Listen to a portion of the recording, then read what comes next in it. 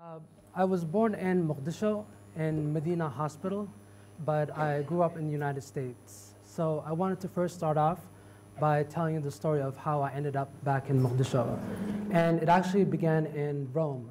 A few years ago, I decided to leave the US to visit Europe, to visit Somali diaspora communities living there. I'm an attorney by training, and advocating for the rights of refugees and immigrant populations has been my life's passion. So I wanted to find out, how could I protect the rights of Somali immigrants living in Europe? What could I do to help my fellow Somalis? And so Rome was my last stop on my trip. And the first stop was the train station, and my host was the Somali consul to Italy. And I knew things weren't quite right as soon as I saw my ride. And the consul himself was sitting in the driver's seat. So nothing fancy, nothing formal, nothing to indicate that he was Somalia's diplomatic representative to the world's 8th largest economy. So I squeezed into the passenger seat, and after a quick salamu alaikum, we were off to our destination, the Somali consulate. The Somali consulate in Rome is an unassuming brick building on a corner street. I remember walking through black iron gates screeching in protest into a small courtyard. It was completely unattended. It was full of trash and weeds. When we entered, we headed toward the ambassador's office, and I passed through a dim reception hall. I remember seeing folded cotton beds, towels, diapers, and gas lamps lining the room. There were about 30 Somali women staying at the consulate.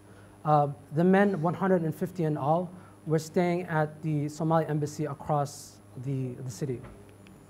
And this is a picture of the Somali embassy. This is actually the parking lot. So I sat at the consular's office. The room was lit up by a single gas lamp. There was no electricity.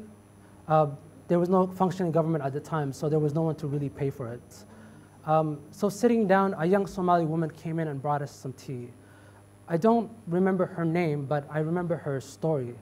She had graduated from Mogadishu University a couple of years earlier, which in itself is pretty amazing. She went through some incredible obstacles in order to actually graduate. She got her degree. She couldn't find any jobs. She had no opportunities to sustain herself. So she put some money together. She got some money from her family living in the UK, and she decided to leave Mogadishu. She traveled across the Sahara into Libya, and from Libya she found a smuggler who sent her across the Mediterranean Sea into Italy. During the journey, about several people died, and she almost died herself from dehydration. I believe she was around 20 when we last spoke. And she found a job at the consulate, or across the street from the consulate, helping elderly people and caring for them. And her story really stayed with me. One of the questions that I asked myself was, why did she risk so much for so little?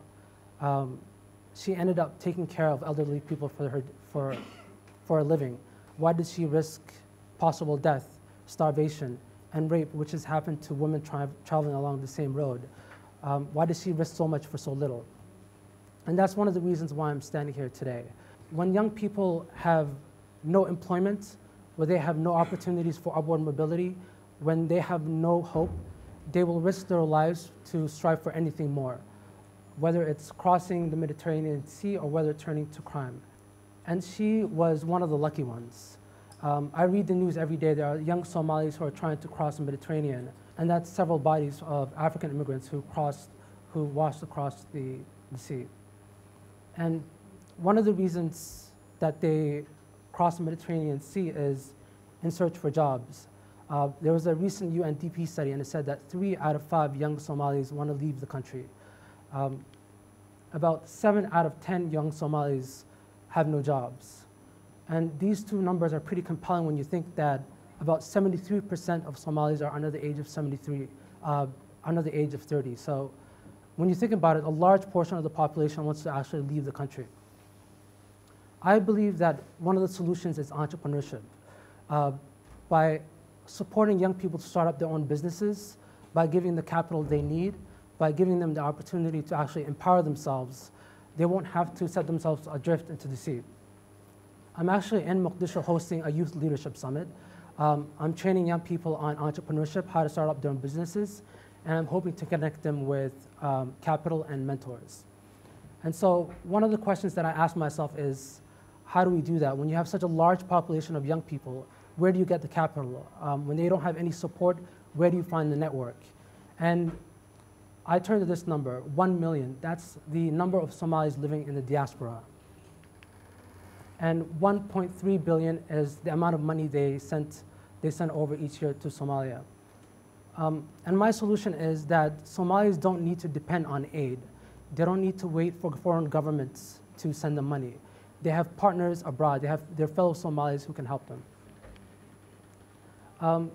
Yesterday, I had lunch at a gentleman by the name of Ahmed. I believe he's right here. He is from the diaspora, from London, actually. He came back to Mogadishu to start a restaurant. I spoke with him yesterday, and he said he wanted to create employment for his fellow Somalis. The reason I'm talking about this is not because of the restaurant, actually. It's because of cappuccino. I'm sure most of you know that Mogadishu by kilowatt hour is the most expensive city in the world. And when you're talking about a cappuccino, which is made with an espresso machine that uses a lot of extra electricity, 1 cup of cappuccino in Mogadishu will be more expensive than any other coffee in the world. So Ahmed went to this local engineer. His name is Isa. He said, I have some capital, I need some support. How exactly can I reduce the price? So they started talking, and something pretty amazing happened. What Isa did was he removed the electrical parts from the espresso machine and installed a component that was coal-powered. And voila, you had the cheapest espresso in all of Mogadishu.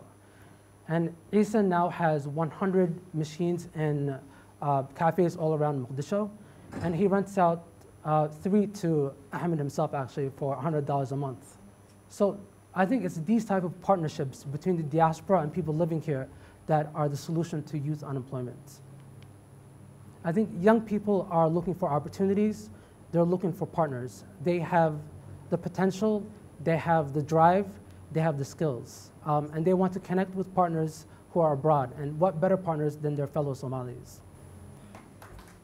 Thank you.